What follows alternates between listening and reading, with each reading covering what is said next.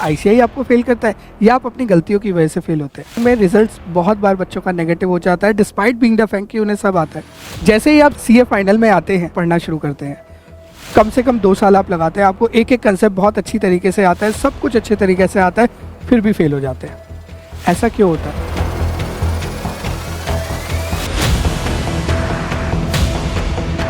आज इस वीडियो में हम डिस्कस करेंगे कि कौन से ऐसे इंपॉर्टेंट रीजंस हैं जिसकी वजह से आज हम आपसे आईसीआई का पॉइंट ऑफ व्यू भी डिस्कस करेंगे और स्टूडेंट और हमारे एक्सपीरियंसेस भी डिस्कस करेंगे जिस वजह से फेलियर आता है।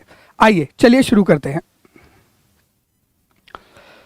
सबसे पहले मैं आपसे बात करता हूं आईसीआई का पॉइंट ऑफ व्यू। आईसीआई क्या बताता है पेपर के बारे में कि बच्चे ने क्या क्या गलती करी है। पहला, आईसीआई के अकॉर्डिंग जो प्रेजेंटेशन है वो ठीक नहीं है। आईसीआई कहता है कि जब बच्चा पेपर करके आता है तो वो नोट्स ही नहीं बनाता है तो इम्प्रॉपर बनाता है, पूरे नहीं बनाता, सही नहीं बनाता, मैं नंबर कैसे दूं? This is one of the major reason जिस वजह से आपके नंबर कटते हैं।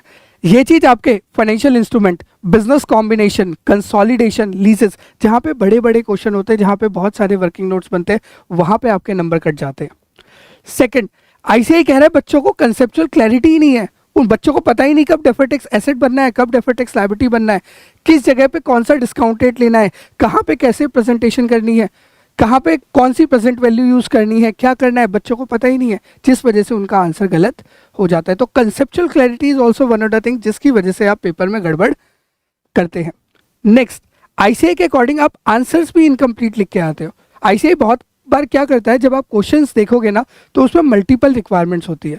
बच्चा कुछ रिक्वायरमेंट्स के तो आंसर दे देता है और उसे लगता है कि भाई मैंने पूरा आंसर लिख दिया, पूरी नहीं लिखता, पूरा आंसर नहीं लिखा, जिस वजह से क्या हुआ, उसके नंबर कट गए और जब नंबर नहीं मिले तो पास कहाँ से होगा। ये मोटे मोटे वो रीजंस है जो आईसीआई के जो एग्जामिनर्स हैं जो बच्चों के पेपर्स के बारे में बताते हैं कि these are the major reason जिसकी वजह से बच्चा फेल होता है। अब अगर हम अपने एक्सपीरियंस की बात करें, जो हमने बच्चों से बात करी है उनके बेसिस पे बात करें, तो 2 सबसे बड़े रीजंस और निकल के आते हैं जिसकी वजह से बच्चा फेल हो रहा है। पहला, पेपर लेंथी है। देखो, अगर आप आईसीआई का पेपर उठा के देख लो, पिछले 2, 3, 4, 5 अटेम्प्ट का, जितने अटेम्प्ट का उठा के देखना है देख लो, हर बार आपको आईसीआई का पेपर लेंथी मिलेगा। अब जब लेंथी पेपर आता है ना तो उसको अप्रोच करना सही से बहुत जरूरी होता है। जैसे अगर मैं May 23 की बात करूं, पेपर की, पेपर लेंथी था जिसके अंदर सबसे पहला क्वेश्चन तो ऐसा था कि अगर आपने उस क्वेश्चन को अप्रोच कर लिया तो आपको पेपर ही पूरा ना हो।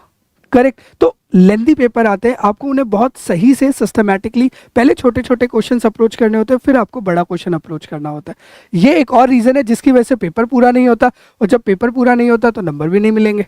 करेक्ट।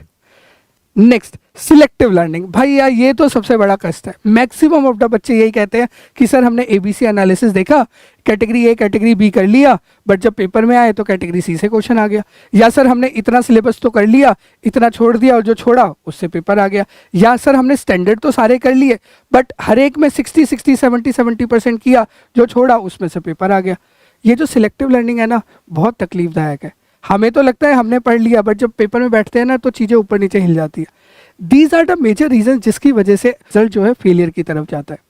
अगर आप इन पॉइंट्स को ध्यान से देखेंगे और इनको कोशिश करेंगे कि ये चीज़ें आपसे ना हो तो आपका पेपर में पास होना श्योर शॉट कन्फर्म्ड है।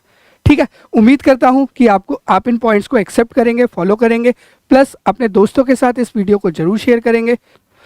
Do like the video, subscribe the channel. Thank you very much. जय श्री श्याम।